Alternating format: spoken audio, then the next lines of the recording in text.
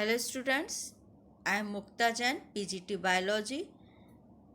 Today our topic is taxonomy and classification for chapter 1. सबसे पहले हम देखेंगे क्लासिफिकेशन। कल अपन ने स्टडी करी थी क्लासिफिकेशन। सारे लिविंग ऑर्गेनिज्म को अलग अलग क्लासिफाई किया गया क्योंकि वो अलग अलग प्लेस पर अलग अलग नाम से जाने जाते हैं, इसलिए उनको एक कॉमन नेम देने की रिक्वायरमेंट पड़ी जिससे वो सारे वर्ल्ड में एक पर्टिकुलर नाम से जाने जा सकें। तो process of classification based on the characteristics of living organism, जिसको हम बोलते हैं टैक्सोनॉमी। ये कैरेक्टरिस्टिक्स एक्सटर्नल इंटरनल स्ट्रक्चर के बेस पे हो सकता है, सेल स्ट्रक्चर हो सकता है, उनका डेवलपमेंट हो सकता है, इकोलॉजिकल इंफॉर्मेशन हो सकती है। इन सब को मॉडर्न टैक्सोनॉमी की कैटेगरी में रखा गया है। इन्हीं के बेस पर इनका क्लासिफिकेशन किया गया है। Human beings is interested to know different organism and diversity along with their relationship with others. इसको हम बोलते हैं systematics. Systematics, it deal with classification of organism based on their diversity and relationship among them. Systematics classification of organism है जो based on there diversity और उनके relationship पर depend करता है। नेक्स्ट है टैक्सोनॉमी हायरार्की। जो भी अरेंजमेंट ऑफ वेरियस टैक्सास होता है क्लासिफिकेशन को, उसको हम बोलते हैं टैक्सोनॉमी हायरार्की।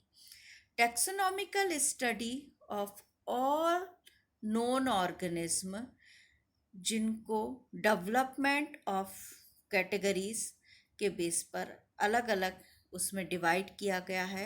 सबसे पहले होता है किंगडम, देन फाइलम और डिवीज़न, फिर आता है class, order, family, genus and species.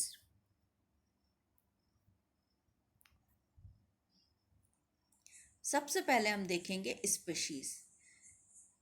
Classification की स्मॉलेस्ट यूनिट हम बोल सकते हैं स्पीशीज़ होती है।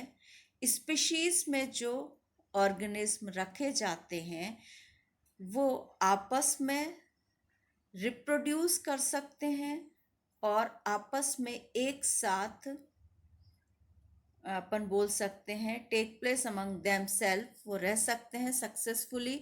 और ये सिमिलरिटीज इस ग्रुप के सारे ऑर्गेनिज्म में मैक्सिमम सिमिलरिटीज इसमें देखने मिलती हैं। मॉर्फोलॉजिकली डिफरेंट्स हो सकते हैं बिटवीन टू क्लोजली रिलेटेड जो स्पीशीज होती हैं उनमें मॉर्फोलॉजिकल डिफरेंस देखने हमको मिल जाता है, लेकिन ये आपस में रिप्रोड्यूस करके अपनी स्पीशीज की कंटिन्यूटी को बनाए रख सकते हैं।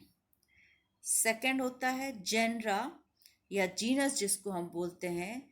ये जो होते हैं क्लोजली रिलेटेड जो स्पीशीज होती हैं उनके ग्रुप को रखा जाता है जीनस में या जेनरा में।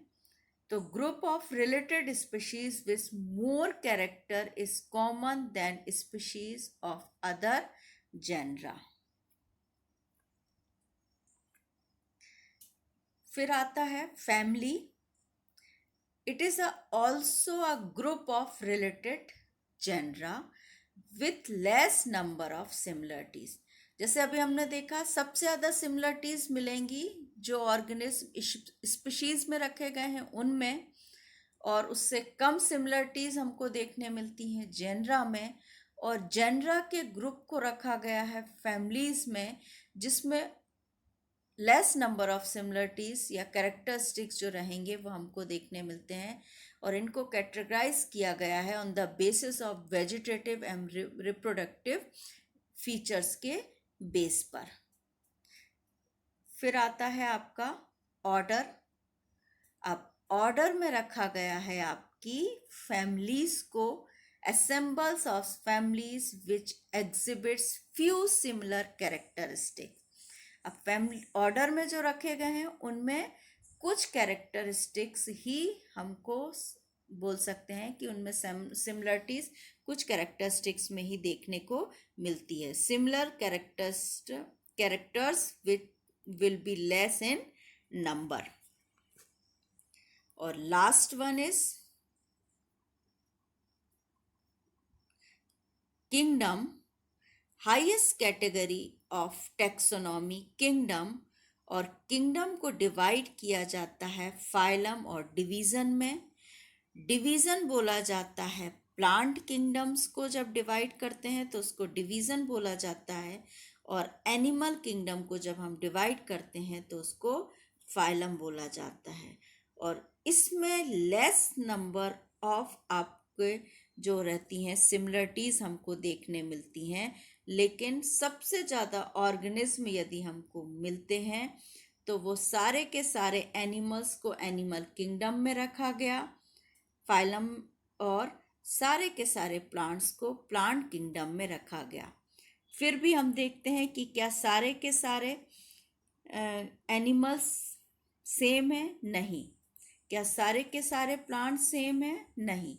इसलिए इनको फर्दर डिवीज़न की आवश्यकता पड़ी। तो जिनको हम टैक्सोनॉमी कैटेगरीज के बेस पर phylum, division, order, family, genus, species, इस बेस पर हम डिवाइड करते हैं।